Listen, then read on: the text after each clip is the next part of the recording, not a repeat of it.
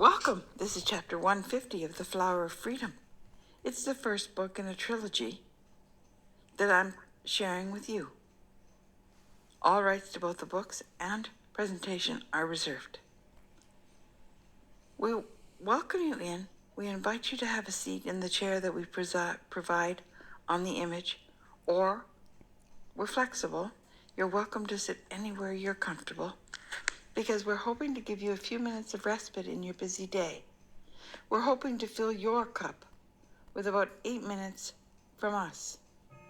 8 minutes that perhaps will recharge your own batteries so that you can pour a little into someone else. Anyway, here we go, chapter 150, A Bright and Shining Future. After Marie took a turn at the Victory March, it took them longer than they anticipated to make their way off the boulevard because of all the traffic. When they finally got a taxi, it took them straight to Uncle Aki's building, and the doorman opened the door for them with a big smile. "Welcome back, Mademoiselle Marie-Claire." "Vincent!" she exclaimed as she ran up to him and gave him a hug. She showed him her ring. He touched his cap to Philippe and he said, "Mademoiselle, may you have every happiness that this world can offer. You are a very fortunate man, monsieur. Many blessings to you. I will call up and let them know that you've arrived." By the time they arrived at the penthouse, everyone had been alerted. Suddenly, it was no longer only a welcome home, welcome baby party. It was now a major celebration of an imminent marriage. The young couple could barely get through the door. Philippe's mother crushed Marie in a bear hug, and Marie struggled to breathe for a moment, looking into Philippe's eyes for survival tips. Philippe mouthed, "I told you," with a grin. Philippe's father was next. He hugged her with such tenderness that Marie thought they would both cry. Uncle Aki was pumping Philippe's hand, saying, "What did I tell you, my boy? She has a good head on her shoulders. She knows what's good for her." When Suzette asked to see the ring, Marie said, "Not until you ask me your question. I'm sorry for being a sourpuss in the car, and you deserve a proper response." Michaud was standing behind Suzette, hugging her around the waist. Over her shoulder, he said, "Marie, I wish to announce that we are expecting a beloved child in September. We respectfully request that you consent to act as godmother to our baby." "Huh," said Marie. "That's more like it. Michaud, please tell your lovely lady wife that it will be my great honor to be godmother to your baby." Then Marie released her beaming smile of pure joy, and she hugged them both in turn. They hugged her with all the love and a heart full of dreams. "When will my fairy godmother wand arrive?" she asked in teasing tones. "What?" asked Michaud. "Certainly you should supply your own." "Now, Miss Etiquette, am I allowed to see the ring?" Suzette said, with a small stomp of her foot. Marie waggled her finger in Suzette's direction. Suzette examined Marie's ring. Michaud looked on and mimicked, "I'm never getting married. I heard her say it 1,000,000 times." "Oh, how I love it, Marie, when you are so obviously and publicly wrong." Philippe chided, "Hey, Michaud, quit picking on my fiancée." Michaud laughed aloud and responded, "She's more than able to spar with me, Philippe. But okay, I will be merciful to set a good example for my child."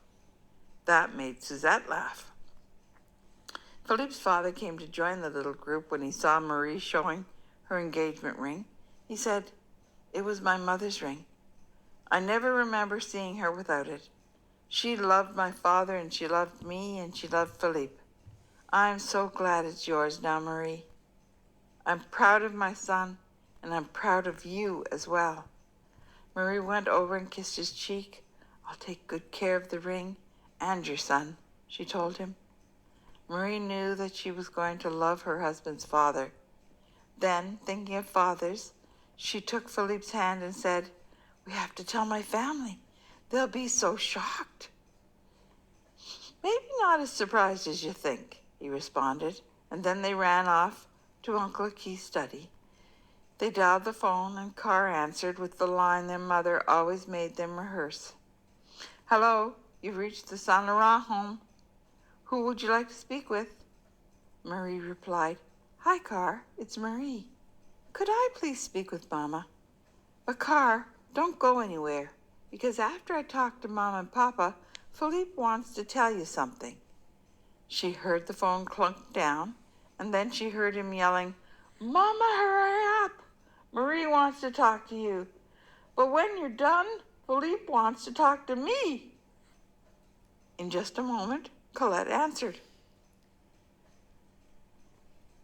"Mama, Philippe asked me to marry him, and I said yes." "Of course you did, my beautiful girl. It was the right answer. We love him too. Please, honey, your father's right here. Will you tell him to?" "Marie, it's Papa. Papa, I'm going to marry Philippe. He asked me today at the Arc de Triomphe. He was so silly, Papa, and I love him so much." "Marie, I have loved you from the moment that I first met you. You have every blessing from my heart that a father can give a daughter, and you always will. You have chosen well, little one. Now Bertie is panting in my other ear. Will you just tell him to?" "Marie," said Bertie's booming voice, "what's up, little sister?" "Bertie, I'm getting married."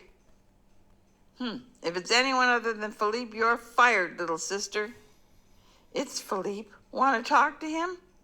Put him on so that I can put the fear of God into him." Marie handed the phone to Philippe, who was grinning next to her. "Hello? Well, Philippe, it's about time you got off your butt and made a good choice in life." "Well, I chose you for a roommate, didn't I?" "Okay, so you made one other good choice, but that was a long time ago." That's the end of chapter 150. Things are changing. Family configurations are changing. We hope you'll come back for the next chapter, which is chapter 151. It's called Approvals. As always, I remain your friend Deb, and I'm hoping that you'll give us a thumbs up or subscribe so that more people can hear our story. Thank you. Bye-bye.